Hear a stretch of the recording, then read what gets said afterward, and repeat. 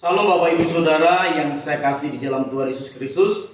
Kembali kita akan belajar tentang firman Tuhan di renungan harian hari ini, supaya terus kita mendengarkan firman Tuhan sehingga kita terus diberkati, dituntun, dibawa ke dalam kebenaran firman-Nya. Mari terlebih dahulu kita berdoa. Kami mengucap syukur kepada Bapa di surga buat hari ini yang Tuhan beri. Kami mengucap syukur buat segala kebaikan Tuhan. Terima kasih buat penyertaan, perlindungan. Sampai hari ini kami boleh merasakan kasih setia Tuhan yang luar biasa. Sebentar Tuhan Yesus, kami akan kembali belajar tentang firman-Mu. Ajar kami supaya firman yang kami dengar menjadi kekuatan buat kami. Iman kami bertumbuh di dalam nama Tuhan Yesus Kristus. Diberkati kami semuanya di dalam nama Tuhan Yesus Kristus. Haleluya. Amin. Bapak Ibu Saudara yang saya kasih, pada hari ini saya akan menyampaikan tema tentang hidup percaya bukan karena melihat. Jadi Bapak Ibu Saudara, hidupan orang percaya atau orang Kristen itu karena percayanya, imannya, bukan karena apa yang dilihat. Saya akan mengambil teks Alkitab di dalam 2 Korintus pasal yang kelima, ayat yang ke-7, Bapak Ibu Saudara. Sebab hidup kami ini adalah hidup karena percaya, bukan karena melihat. Saya bacakan sekali lagi. Sebab hidup kami ini adalah hidup karena percaya, bukan karena melihat. Jadi Bapak Ibu Saudara, kalau kita melihat kondisi keadaan ini, pasti kita akan lebih cemas, lebih takut, lebih khawatir. Tetapi Bapak Ibu Saudara, firman Tuhan mengingatkan supaya kita menaikkan hidup karena percaya, bukan karena melihat. Tentunya Bapak Ibu Saudara, yang dikatakan oleh Rasul Paulus ini mengenai sebenarnya kehidupan yang akan datang. Supaya orang percaya tanpa melihat surga, dia percaya bahwa setelah kematian Tuhan memberikan jaminan untuk kehidupan kekekalan, yaitu di dalam kerajaan surga, langit baru dan bumi baru. Tetapi dalam teologi ini Bapak Ibu Saudara saling berkaitan dengan apapun yang dihadapi oleh orang percaya, supaya orang Kristen, orang percaya harus menekankan hidupnya bukan karena apa yang dia lihat, bukan apa yang terjadi dalam hidupnya sekarang tentang hal-hal yang buruk yang dialami, tapi harus meningkatkan imannya, percayanya, sehingga perjalanan hidupnya harus terus berjalan untuk ke depan bersama dengan Tuhan dan mengalami kemenangan. Apa yang menjadi bagian dalam teks satu perikop ini Bapak Ibu Saudara tentang kebenaran hidup karena percaya bukan melihat? Saya akan bacakan di pasal yang keempat ayat yang ke-16, Bapak Ibu Saudara. Sebab itu kami tidak tawar hati, tetapi meskipun manusia lahiriah kami, meskipun jasmani kami, lahiriah kami semakin merosot, namun manusia batin kami, karakter kami diperbarui dari sehari ke sehari. Jadi Bapak Ibu Saudara, kalau kita melihat perkembangan lahiriah kita, tentunya kita tambah tua, kita tambah lemah, kita kekurangan kekuatan karena bertambahnya waktu dan usia yang kita jalani. Tetapi firman Tuhan berkata, kalau kita melihat itu, maka kita akan tawar hati, kita akan cemas, kita akan khawatir, kita akan hidup di dalam pesimis. Tetapi firman Tuhan berkata, meskipun lahiriah kita tambah merosot, yang penting adalah batin kita harus diperbarui.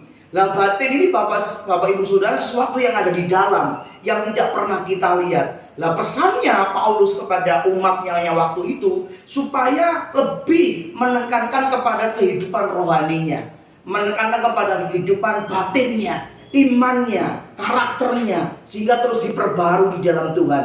Nah, waktu kita meningkatkan hidup rohani kita, maka yang kita lihat tentang jasmani ini tidak akan menjadi masalah. Karena apa? Rohani kita kuat, karakter kehidupan sebagai umat percaya kita kuat, sehingga itu yang memampukan kita untuk melihat apa yang kelihatan yang hari-hari ini kita hadapi.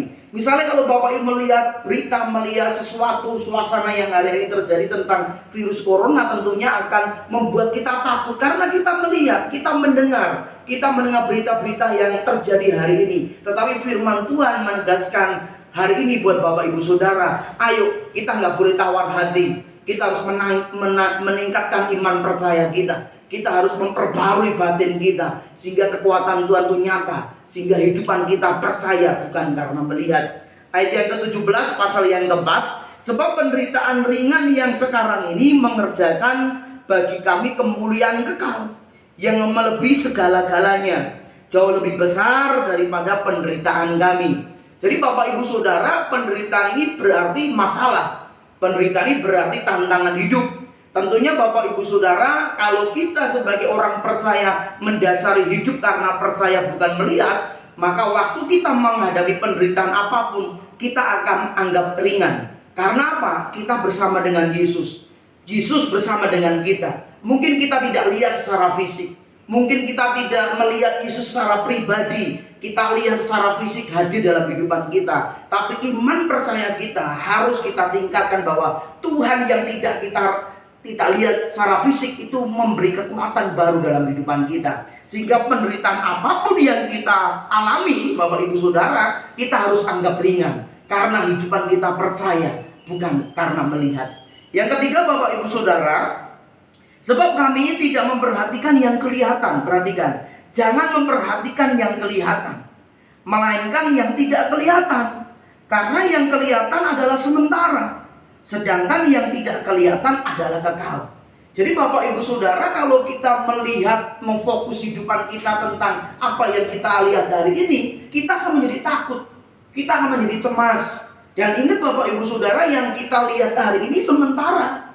Tetapi waktu kita mengerjakan untuk memperbarui roh kita, karakter kita, batin kita, itu berarti Bapak Ibu Saudara untuk mengerjakan untuk kehidupan kekal.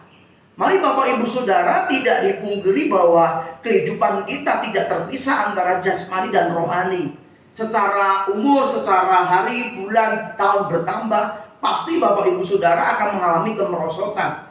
Dan gelombang-gelombang kehidupan yang kita alami akan kita mendengar bahwa banyak hal yang akan terjadi. Tapi kalau kita melihat itu, kita akan menjadi khawatir. Tetapi firman Tuhan berkata, ayo mengerjakan apa yang tidak kelihatan, yaitu mengerjakan sesuatu yang kekekalan, memperbarui karakter kita, memperbarui batin kita, membangun roh kita, sehingga kita bisa mengalahkan apa yang kelihatan, yang tidak mungkin bagi manusia, tapi mungkin bagi Tuhan. Terus Bapak Ibu Saudara, di pasal yang kelima yang pertama jelas, karena kami tahu bahwa jika kemah tempat kediaman kita di bumi ini dibongkar, Allah telah menyediakan suatu tempat kediaman di surga bagi kita, sesuatu tempat kediaman yang kekal, yang tidak dibuat oleh tangan manusia. Jadi Bapak Ibu Saudara, mau nggak mau pasti nanti kita akan mengalami namanya kematian. Karena tubuh jasmani kita merosot, dan apa yang kita lihat ini cuma fana, dan segala kondisi keadaan dunia ini tidak semakin baik. Itu berarti Bapak Ibu Saudara, kita dipersiapkan untuk kehidupan yang akan datang. Lalu sebelum kita dipersiapkan kehidupan akan datang, Bapak Ibu Saudara, kita harus mengalami namanya kematian atau dipanggil Tuhan.